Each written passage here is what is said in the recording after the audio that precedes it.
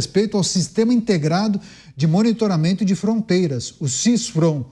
Dos 347 milhões de reais reservados para as ações de reforço e monitoramento das fronteiras brasileiras, apenas 63 milhões de reais foram executados pelo governo federal, ou seja, só 18%.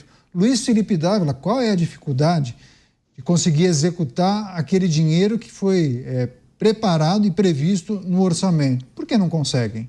Olha, o exemplo que você acabou de ler reflete esse problema das fronteiras. Por quê? Porque o que o governo deve fazer? Uma coisa genérica, olha, isso aqui é para combater crime, isso aqui é para equipar a polícia. Agora, quem tem que escolher o que tem que comprar, como bem diz o delegado Palombo, é a Polícia Estadual.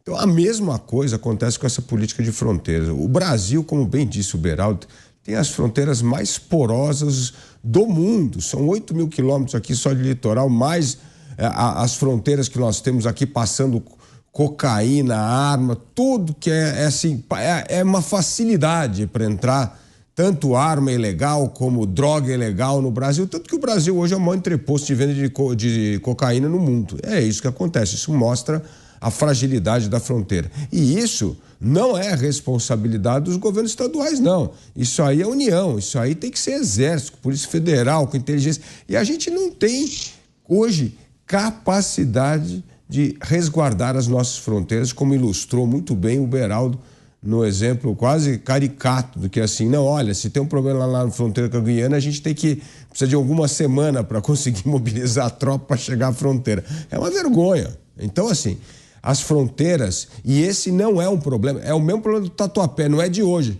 Esse problema da fronteira brasileira, a gente fala isso há mais de 10 anos, 15 anos que isso está acontecendo.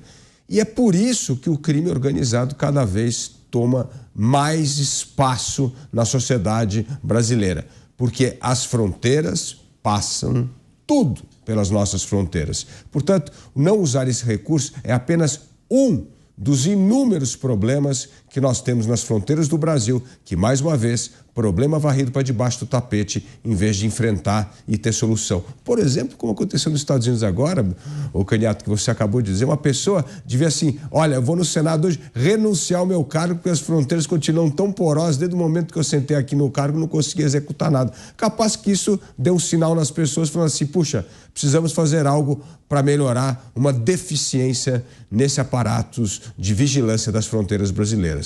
Pois é, o Beraldo sempre defende um reforço nas nossas fronteiras, né, Beraldo? O Dávila falou que esse problema não é de agora, é antigo, 10, 15 anos.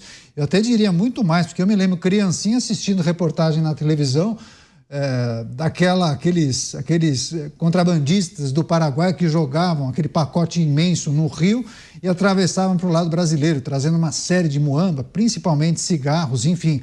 Agora, Beraldo, se nós trouxermos a notícia da dificuldade dos estados acessarem o dinheiro do fundo, a União também não faz a sua parte, porque executou somente 18% no que tange o dinheiro reservado para o sistema de monitoramento e reforço das fronteiras. Ou seja, a União não consegue acessar o seu próprio dinheiro. Como assim? Neto, já disponibilizou, você ainda quer que acesse? Pô, assim também não, né? Estamos no Brasil, afinal de contas, né? Não pode ser fácil assim. Ora, nós não temos os assuntos levados a sério, né? Esse é o ponto. E em relação às fronteiras, olha só como o Brasil trata o fato de fazer fronteira com 10 países aqui da América do Sul, todos eles de língua latina, falam espanhol. E aí eu pergunto, quais escolas no Brasil ensinam espanhol? Qual é o número da população de fronteira do Brasil que consegue se comunicar de forma proficiente em espanhol, além do português? Porque sem o idioma, sem a língua, você não integra as economias, as oportunidades. A gente poderia ter criado uma relação de desenvolvimento, de progresso, não com todos os países, mas pelo menos com o Uruguai de uma forma mais eficiente, com a Argentina, a própria Colômbia, enfim, Peru, que tem oportunidades ali. Mas não, a gente fica fechado, a gente vira as costas, a gente fica nessa posição que parece arrogância, mas é burrice. Nós nunca soubemos tirar proveito das dimensões continentais que temos, da relação mais integrada com esses países, para construir estradas, construir ferrovias, para facilitar a integração dos países. Mas não, aí se cria o Mercosul, Caniato, como se fosse assim uma coisa maravilhosa, vamos fazer o Mercosul. Peraí, as pessoas não conseguem nem ir facilmente do Brasil para os outros países. Você tem ali uma logística absolutamente limitada. Vamos começar do começo.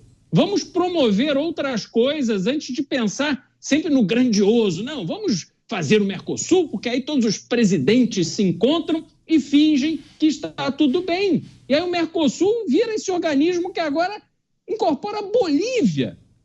O país acabou de ter a tentativa de golpe picaretaça ali, mas não, o Mercosul tem que abraçar a Bolívia. E o errado é o Milei, que não foi. Então, tem tanta coisa errada nessa política externa que influencia essa questão da fronteira que realmente eu não sei nem por onde a gente deveria começar a resolver esse problema. Pois é, delegado Paulo, só para fechar esse módulo aqui, a dificuldade de monitorar as nossas fronteiras, mas essa informação que surpreende, né? Tem um recurso disponibilizado, consta no orçamento que a União pode utilizar um montante de dinheiro e só utilizou 18%, aí fica difícil, né?